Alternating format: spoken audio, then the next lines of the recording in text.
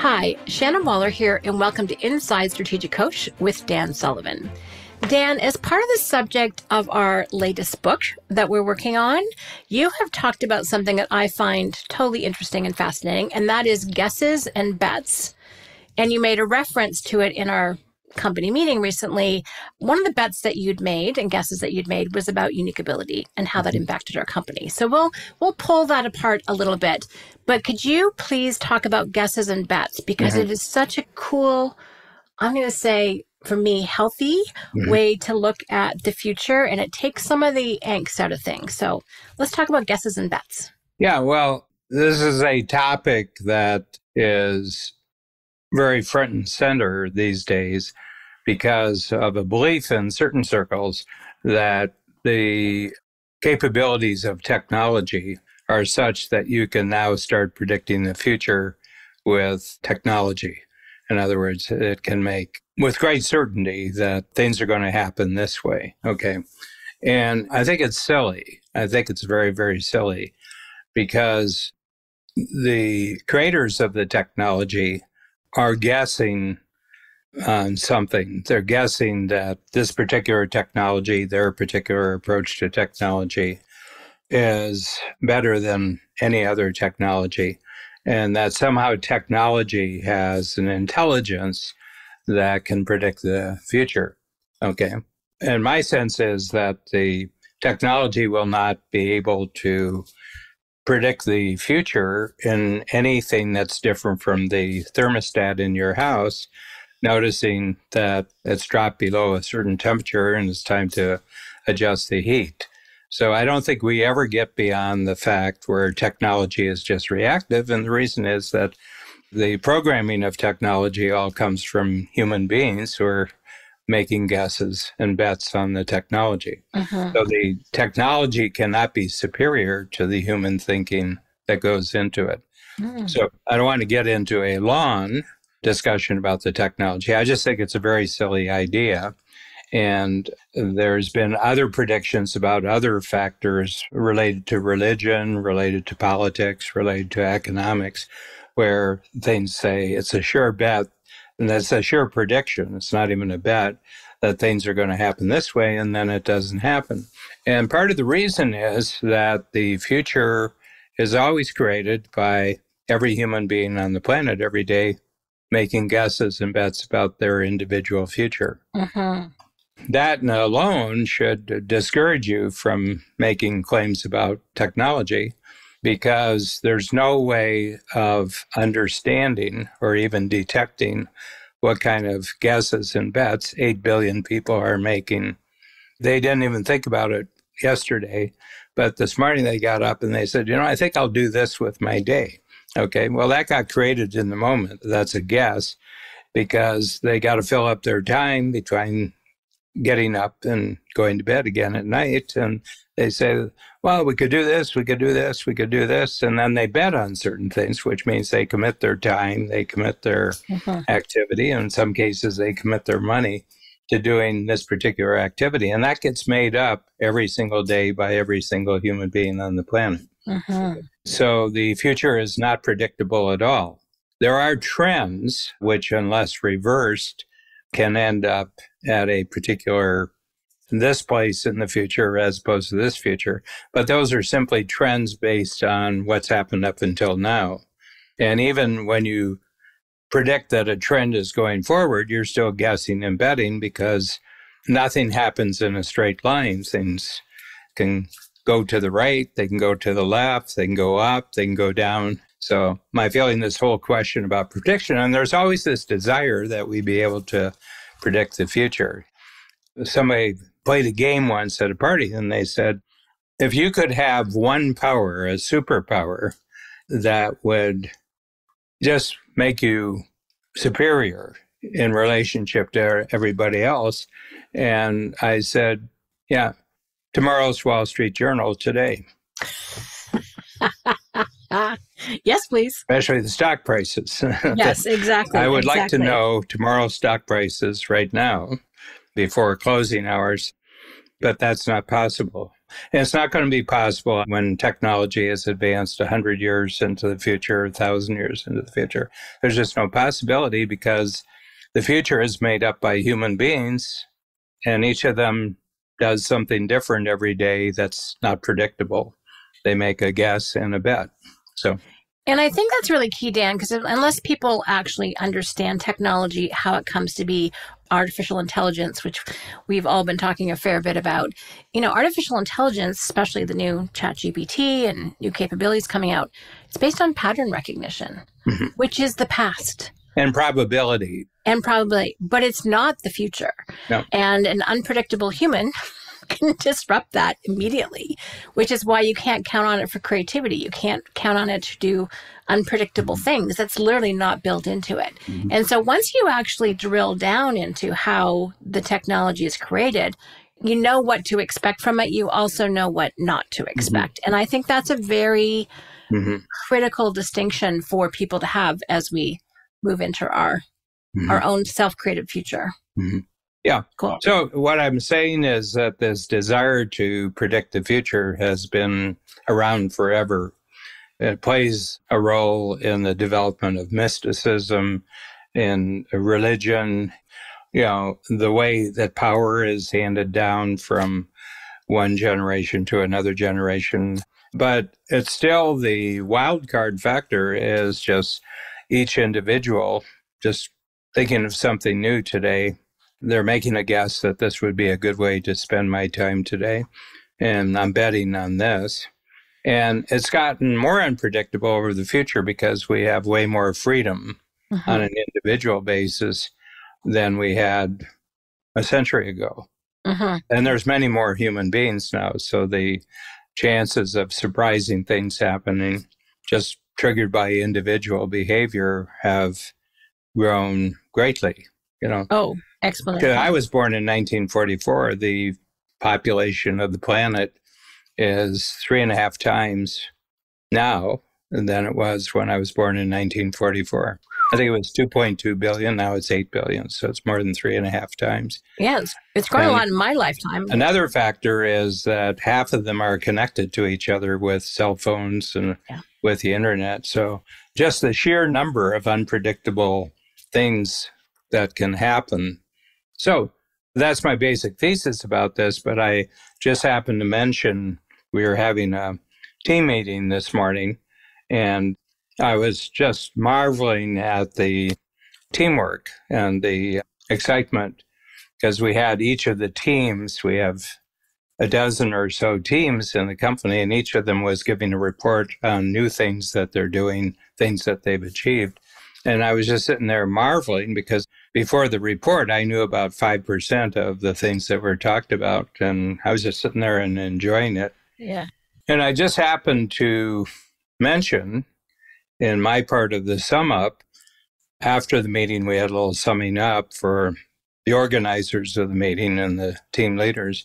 And I said, I was feeling enormously rewarded by the team meeting today because so many things are being done that I had no idea of. And I feel very rewarded for Babs and I making a big yes and a big bet before we even started the workshop program in 1989 that we would build the organization from start and continually just focusing on one thing, that we were going to make it possible for everybody who joined our company to very quickly identify their unique ability. And so in our language, that means that this is something that you're really great at, and it's also something that you love doing. So that's our definition of unique ability. You have superior skills, but the other thing is that it gives you total enjoyment to do this activity. So that's unique ability at the individual level. And then you also have the ability to link your unique ability up with the unique abilities of other team members who have different unique abilities. Okay. Unique means that each of them is a one of a kind. Okay. And that if we did that, we would have a organization continually growing that was, first of all, self-managing, that you didn't have to manage people who are in their unique ability. You don't really have to manage them. You don't have to monitor them. You don't have to motivate them. It's built into how you're allowing them to operate in the company. It's internally driven. Unique ability internally drives people. They want to get to work because they so much enjoy the work, both within their own skill, but they also enjoy the work in the teamwork. We guessed that if you based everything in the growth of the organization on unique ability and unique ability teamwork, that would pretty quickly become a self-managing company. But beyond that, it would become a self-multiplying company. So we as leaders wouldn't have to be paying attention to that. We would just be giving greater vision to the company, which is really Bab's unique ability. She can see the future of the company. And I would focus on giving the vision for the future of the program.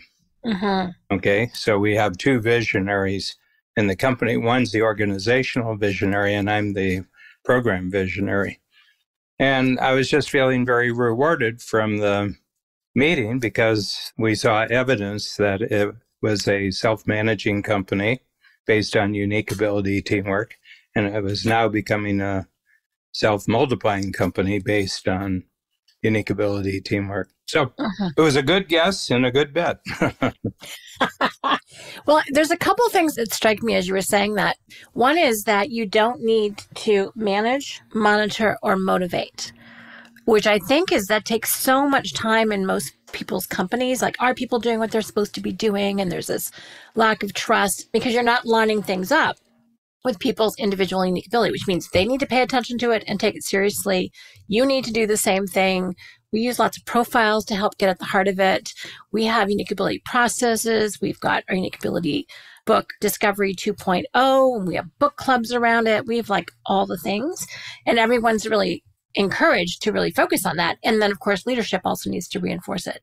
And the cool distinction here, Dan, is that leadership is really about, as you talked about, sharing the vision, charging people up, but you don't actually have to babysit them because they come in excited. Like, it was interesting. I was talking to someone who said, I think the opportunity is to really inspire people outside of work. And I was like, to me, it's actually making sure that work is a phenomenal place for them to be, where they can be their best selves, making their biggest contribution, having the most fun. If you give them that, they'll handle the rest of their life. And I even, to that point, had a team member say, oh my gosh, work is where I come. It's one of the best parts, least complex, most focused, most interesting, most fun parts of my life. And I have friends there. Exactly. People I work with are friends. Yeah.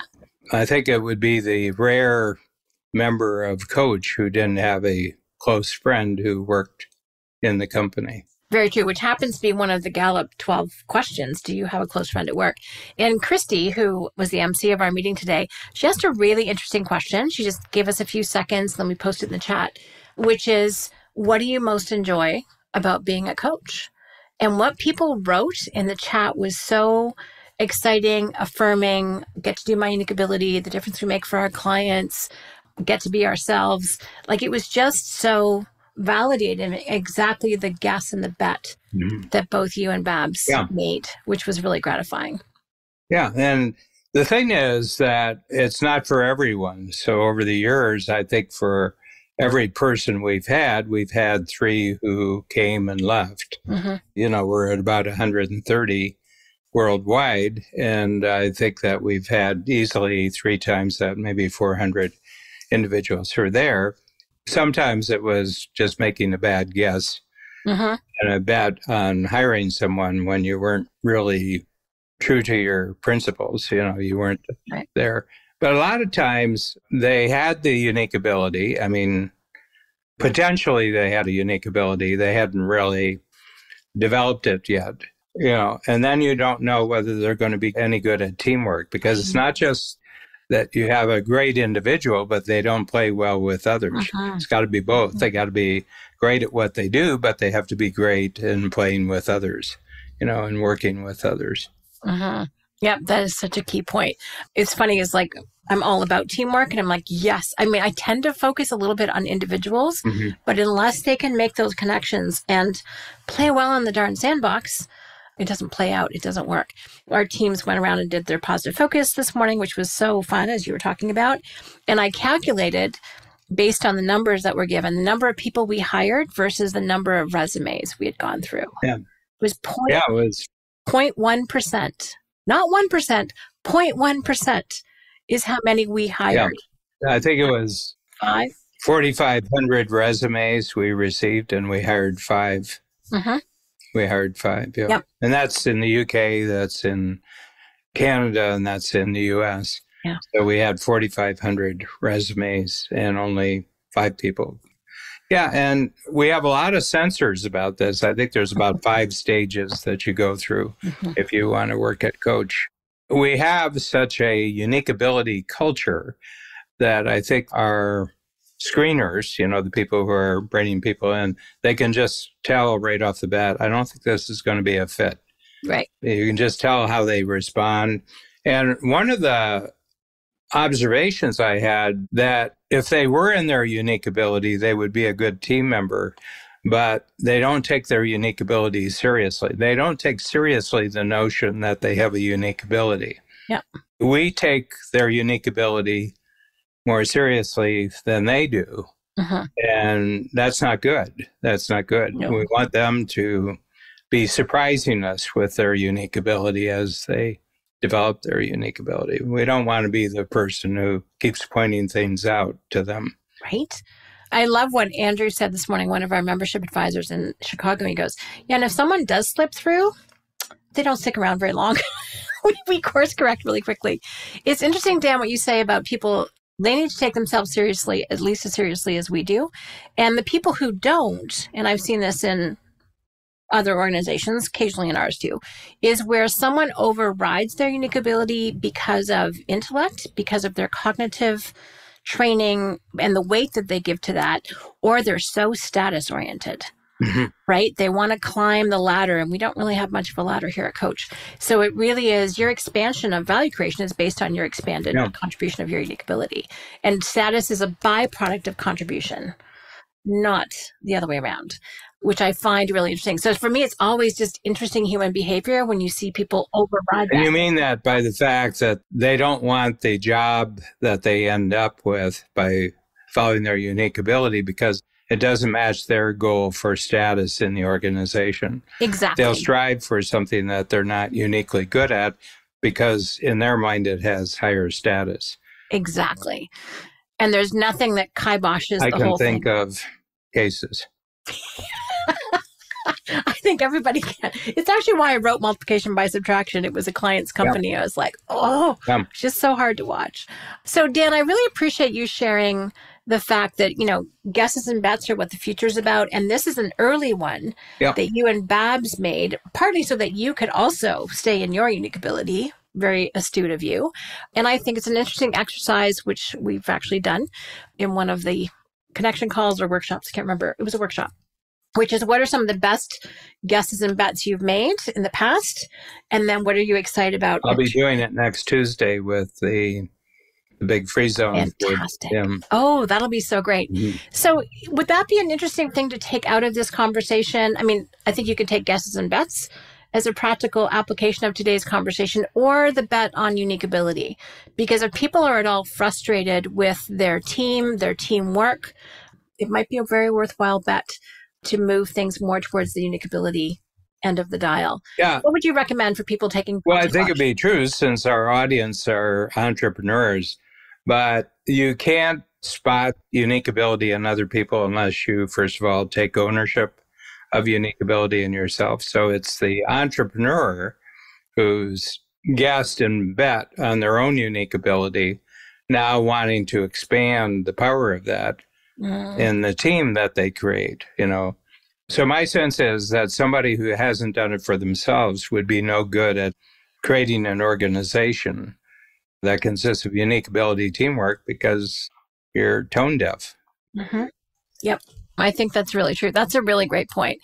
Yeah, and I think in both Bab's case and my case, this was incredibly well developed before we even met each other. Mm.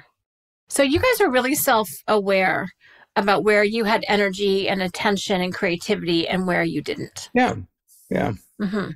And do you find that some people just never clue in or constantly override it? Oh, yeah. The vast majority of people never.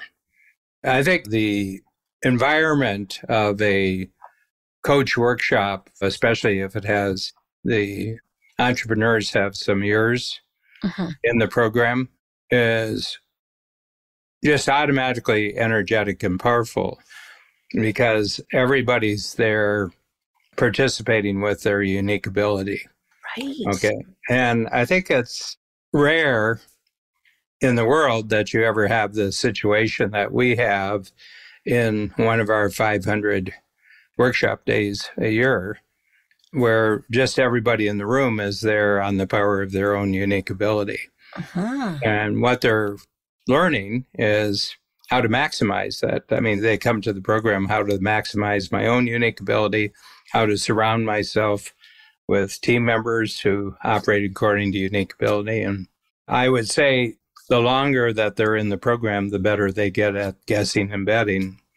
It's interesting, Dan, as you're talking about the room, it's also our team. Because our team is 100% in their unique ability in the room, too. Like there's certain roles that you and I are doing, then certain roles which we will never do, and vice versa. And it really simplifies life if you think of all the rage, the age of rage, I call it, in the social media and the news media and everything, about people being insulted because their identity is not respected. And I don't care about anybody's identity. I couldn't care less what your identity is, but I do care 100% about what your unique ability is.